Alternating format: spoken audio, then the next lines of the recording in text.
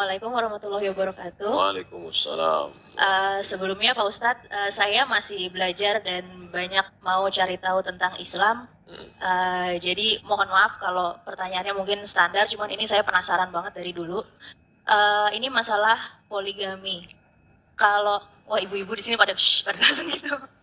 Kalau yang saya tahu, yang saya yakini dari dulu, manusia itu kan diciptakan berpasang-pasangan. Lalu Hawa itu diciptakan dari tulang rusuknya Adam. Nah, ini kalau masalahnya poligami, lalu kalau nikahnya sampai 4, itu sisanya yang misalnya namanya Siti, apa Susi, apa Santi, itu tulang rusuknya dari mana itu Pak Ustadz?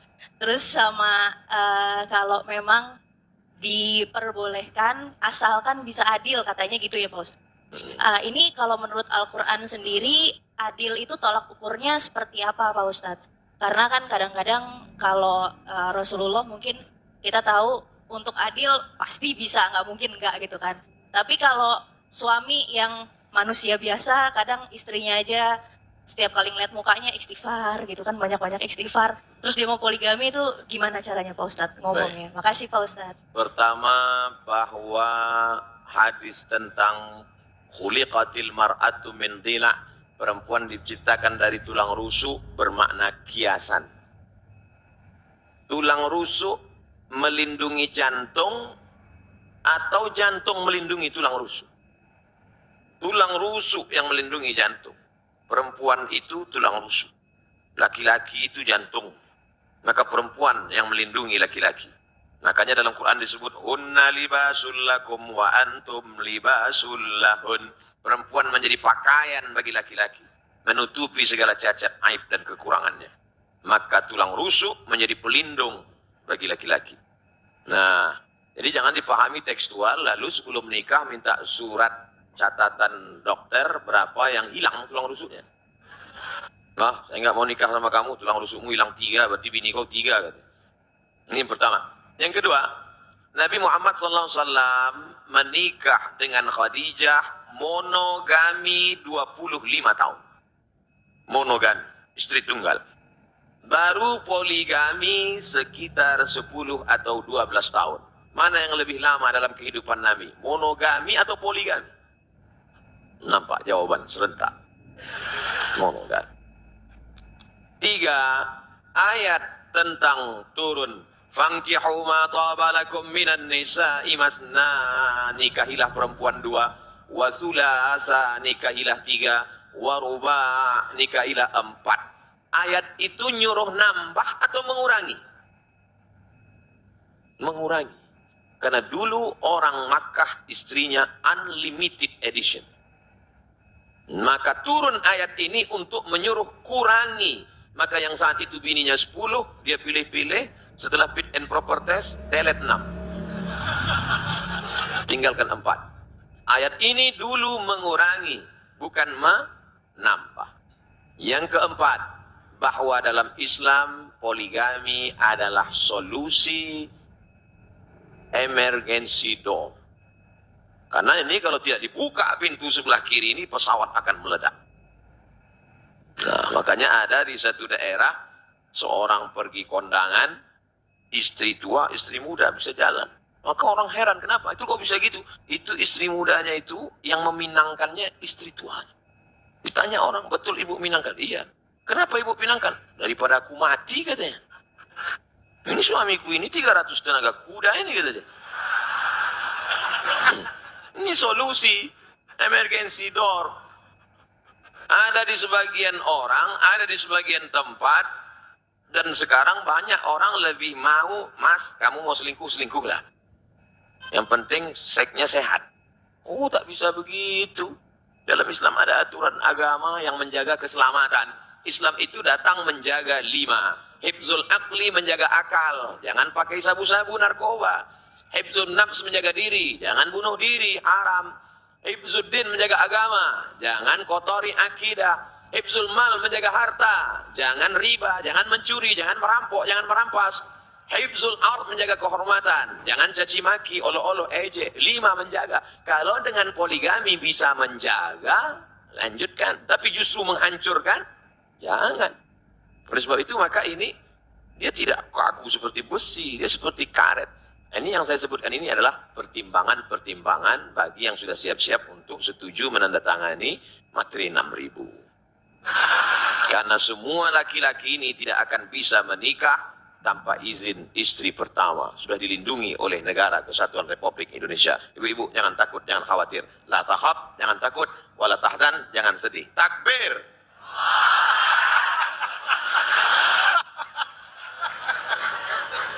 Pas isi saya lihat ya, Ustaz. Alhamdulillah ya, aman ya ibu-ibu ya, aman. Baiklah, berikutnya kami persilakan Ustaz untuk pertanyaan yang dari kertas.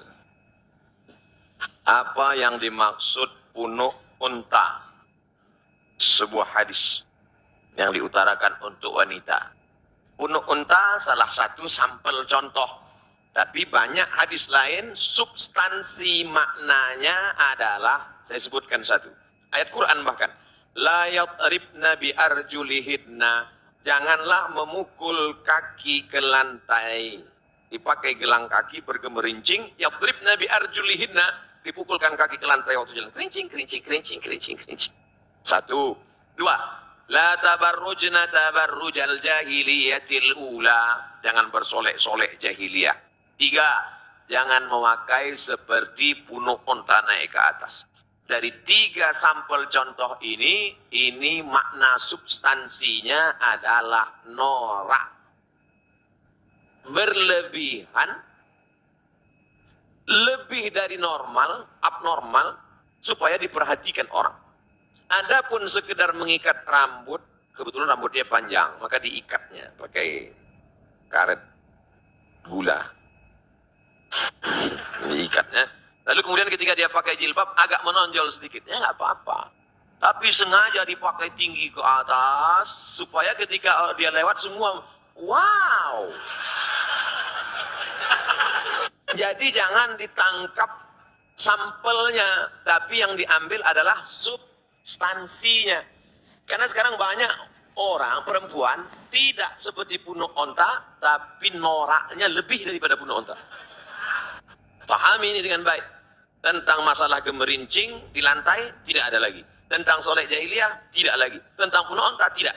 Dia selamat dari tiga kasus contoh. Tapi substansi noraknya masih bertahan. Maka hukumnya dia tetap kena. Intinya, wajar-wajar saja. Kau diperhatikan orang bukan norakmu, tapi karena prestasimu.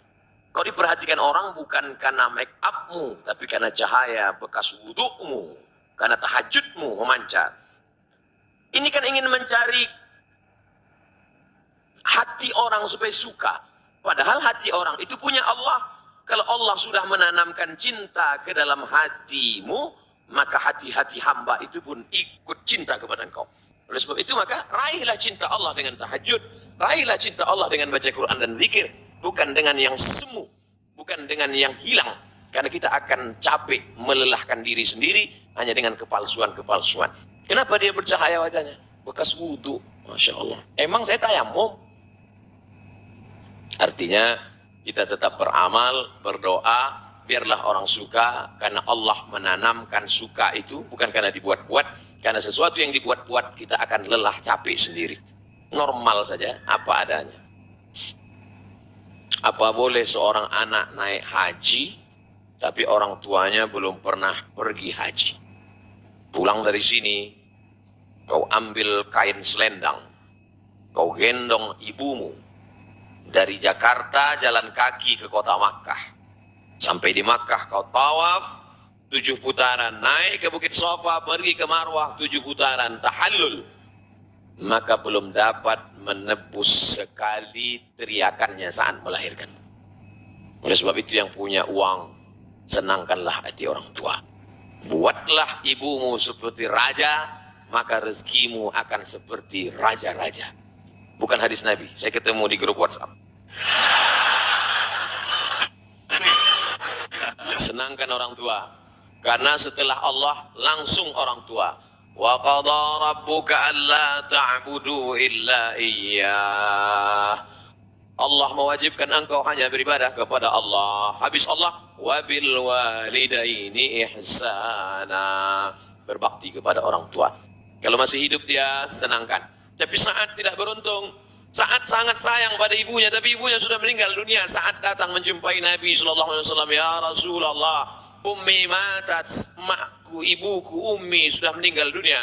Afa atasaddaqu anha, kalau saya bersedekah pahalanya sampai tidak ke almarhumah? Kata Nabi, tasaddaq, sedekahlah wahai Sa'ad.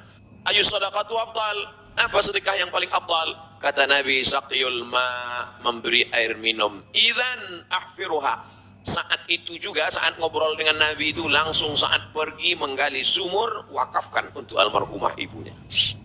Sudah meninggal dunia. Maka yang masih hidup, esok hari libur, bawakan makanan kesukaannya, belikan pakaian yang paling indah, tunjukkan kertas, mama, sudah kami daftarkan ONH. Alhamdulillah.